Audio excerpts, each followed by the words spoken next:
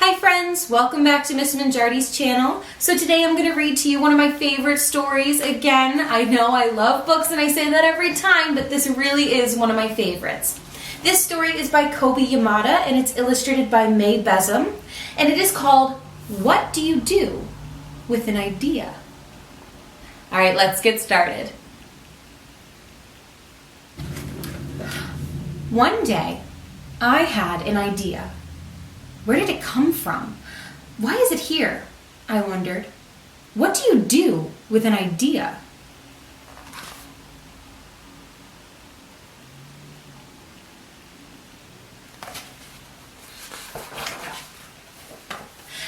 At first, I didn't think much of it.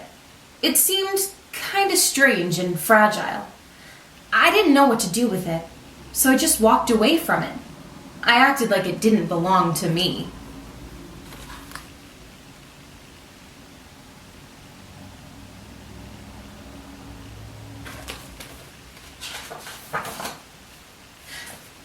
But it followed me.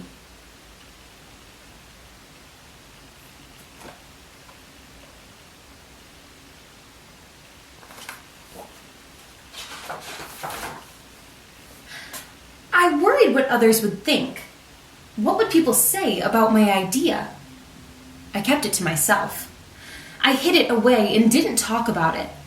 I tried to act like everything was the same as it was before my idea showed up.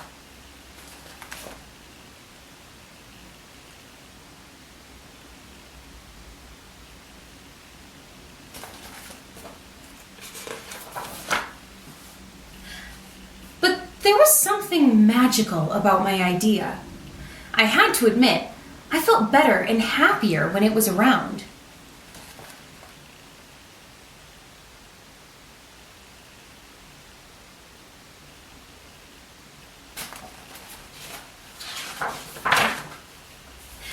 It wanted food. It wanted to play. Actually, it wanted a lot of attention.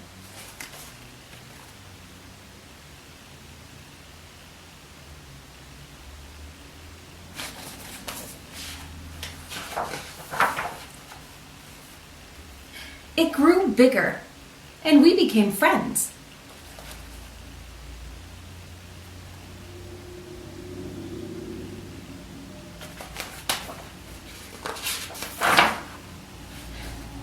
I showed it to other people, even though I was afraid what they would say.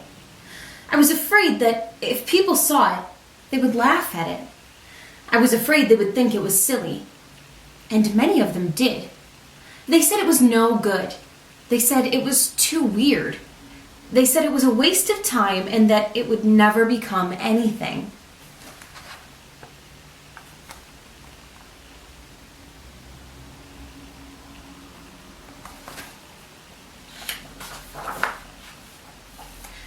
And at first, I believed them. I actually thought about giving up on my idea. I almost listened to them.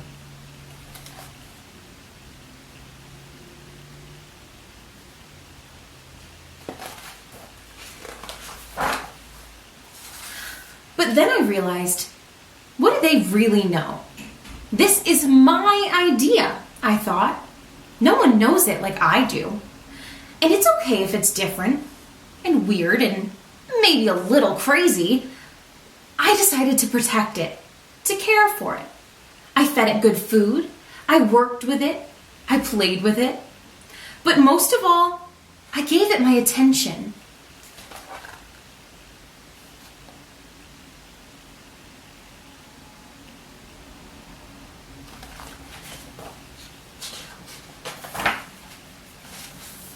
My idea grew and grew, and so did my love for it.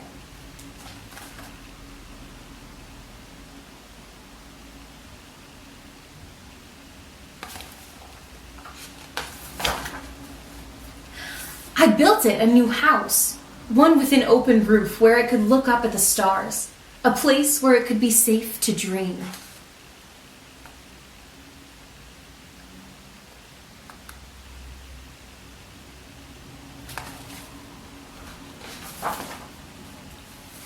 I liked being with my idea. It made me feel more alive, like I could do anything. It encouraged me to think big, and then to think bigger. It shared its secrets with me. It showed me how to walk on my hands, because it said, it is good to have the ability to see things differently.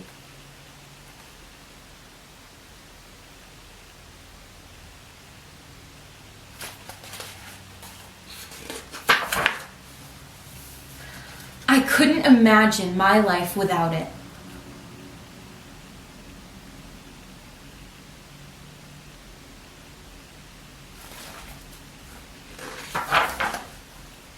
Then one day, something amazing happened. My idea changed right before my very eyes. It spread its wings, took flight, and burst into the sky.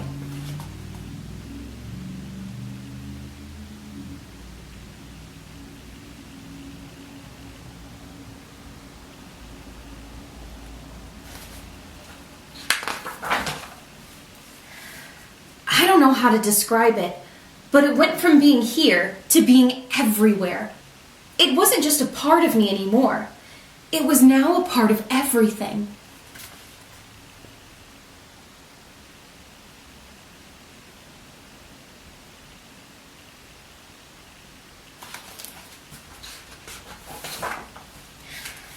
And then I realized what you do with an idea. You change the world.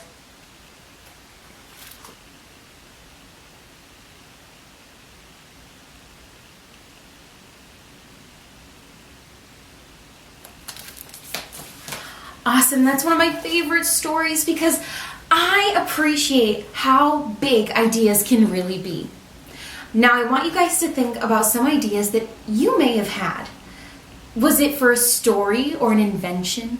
Did you think about building a huge building with architectural design? Or did you think about starting a civilization? Everything you see around you was once an idea.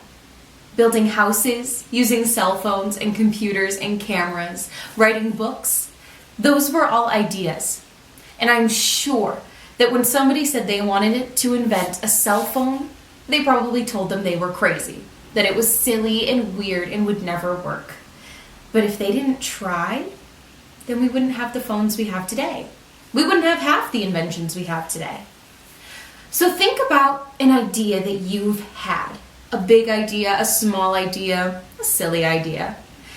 And think about how that could change your world. All right, guys, I'll be back with a book reading again really soon. Thank you so much for watching. Make sure you stay happy, stay healthy, stay active, and please keep learning. This has been really fun. Goodbye, guys.